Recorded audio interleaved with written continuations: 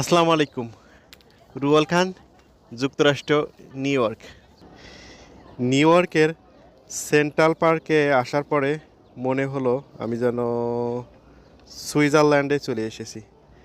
দেখেন, গাছে গাছে এখনও পাতাগুলো ফুটি নাই, পাতাগুলো ফোটার উপক্রম হয়েছে। আর সিটির স্কাইলাইন বিল্ডিংয়ের সঙ্গে এবং ফুলের সমারোহে, পাশে পানি, সব কিছু মেলায়ে অসম্ভব রকমের সুন্দর একটা দৃশ্যের অবতারণা হয়েছে। আমি সেটা উপভোগ করিতেছিলাম রুয়েল খান।